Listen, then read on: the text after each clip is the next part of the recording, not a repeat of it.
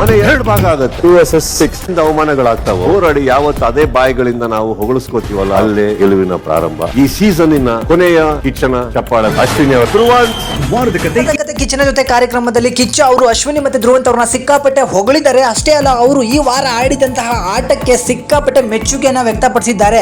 ಅಷ್ಟೇ ಅಲ್ಲ, ಮನೆಯಲ್ಲಿ 2 vs 6 ಅನ್ನೋ ಒಂದು ಕಾನ್ಸೆಪ್ಟ್ ಏನ್ ನಡೀತಾ ಇತ್ತು, ಮನೆಯವರು ಎಲ್ಲರೂ ಕೂಡ ಅವರಿಬ್ಬರನ್ನ ಏನು ಆಚೆ ಇಟ್ಟು ಮಾತಾಡ್ತಿದ್ರು, ಆಚೆ ಇಟ್ಟು ಒಂದು ಟಾಸ್ಕ್ ಗಳನ್ನ ಆಡ್ತಾ ಇದ್ರು, ಅವರಿಬ್ಬರನ್ನ ಬೇರೆ ರೀತಿಯಲ್ಲೇ ನೋಡ್ತಾ ಇದ್ರು. ಅದೆಲ್ಲನೂ ಕೂಡ ಗಮನಿಸಿರುವಂತಹ ಕಿಚ್ಚ ಅವರು ಸಿಕ್ಕಾಪಟ್ಟೆ ಚೆನ್ನಾಗಿ ಮಾತನಾಡಿದ್ದಾರೆ. ಅಶ್ವಿನಿ ಅವರಿಗೆ ಈ ವೀಕ್ ನ ಕಿಚ್ಚನ ಚಪ್ಪಾಳೆಯನ್ನ ಕೊಟ್ಟಿದ್ದಾರೆ. ಅಷ್ಟೇ ಅಲ್ಲ, ಧ್ರುವಂತಿಗೆ ಈ ಸೀಸನ್ ನ ಕಿಚ್ಚನ ಚಪ್ಪಾಳೆಯನ್ನ ಕೊಟ್ಟಿದ್ದಾರೆ. ಸೊ ಈ ರೆಕಾರ್ಡ್ ಅನ್ನ ಮಾಡಿರೋದು ಅವರಿಬ್ರು ಅಂತ ಹೇಳಲಾಗ್ತಿದೆ.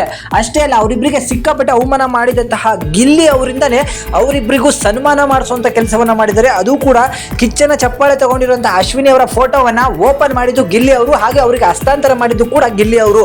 ಆದ್ರೆ ಮನೆಯಲ್ಲಿ ಧ್ರುವಂತ್ನ ಸಿಕ್ಕಾಪಟ್ಟೆ ದ್ವೇಷ ಮಾಡುವಂತಹ ರಕ್ಷಿತಾ ಅವರು ಈ ಸೀಸನ್ ನ ಕಿಚ್ಚನ ಚಪ್ಪಾಳೆ ತಗೊಂಡಂತಹ ಧ್ರುವಂತ್ ಅವರ ಫೋಟೋವನ್ನ ಅದನ್ನ ತೆಗೆದು ಅವರಿಗೆ ಸನ್ಮಾನ ಮಾಡುವಂತೆ ಮಾಡಿಸಿದ್ದು ಕಿಚ್ಚ ಅವರು.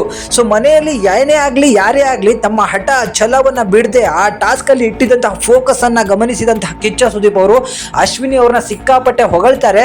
ಏನೇ ಆಗ್ಲಿ, ಇಡೀ ಮನೆ ನಿಮ್ಮ ವಿರುದ್ಧವಾಗಿ ನಿಂತಾಗ ನೀವು ಆ ಆಟದ ಮೇಲೆ ಇಟ್ಟಂತಹ ಫೋಕಸ್ ಇತ್ತಲ್ಲ, ಆ ಧೈರ್ಯ ಇತ್ತಲ್ಲ, ಆ ಛಲ ಇತ್ತಲ್ಲ, ಅದು ಸಿಕ್ಕಾಪಟ್ಟೆ ಚೆನ್ನಾಗಿತ್ತು. ಸಿಕ್ಕಾಪಟ್ಟೆ ಇಷ್ಟ ಆದಂತಹ ಒಂದು ಆಟ ಅನ್ಬೋದು.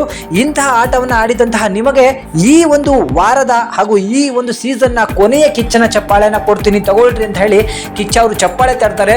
ಈ ಸಂದರ್ಭದಲ್ಲಿ ಅಶ್ವಿನಿ ಅವರು ಕಣ್ಣೀರನ್ನ ಹಾಕ್ತಾರೆ.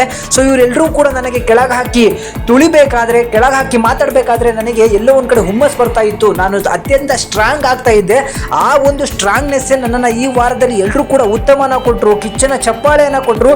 ಅದನ್ನ ನಾನು ಮರೀಲಿಕ್ಕೆ ಸಾಧ್ಯನೇ ಇಲ್ಲ. ಈ ಸೀಸನ್ ಅಲ್ಲಿ ನನ್ನನ್ನು ತುಂಬಾ ಜನ ಆಳ್ಕೊಡ್ತಿದ್ರು. ಅದರಲ್ಲೂ ಕೂಡ ರಾಶಿಕಾ, ಗಿಲ್ಲಿ ಅಂತೂ ನಿನ್ನ ಯೋಗ್ಯತೆ ನೋಡ್ಕೊಂಡು ಕಿಚ್ಚನ ಚಪ್ಪಾಳೆ ಬರಲಿಲ್ಲ, ಯಾವ ಟಾಸ್ಕ್ ಅನ್ನ ಗೆದ್ದಿದ್ಯಾ, ನೀನು ಕ್ಯಾಪ್ಟನ್ ಆಗಿದ್ಯಾ ಅಂತ ಹೇಳಿ ಹೀಯಾಳಿಸಿ ಮಾತಾಡ್ತಿದ್ರು. ಆದ್ರೆ ಈ ಸೀಸನ್ ಕೊನೆಯ ಕಿಚ್ಚನ ಚಪ್ಪಾಳೆಯನ್ನ ತಗೊಂಡು ನನಗೆ ಈಗ ಸಾರ್ಥಕತೆ ಆಗಿದೆ ಅಂತ ಹೇಳ್ಕೊತಾರೆ.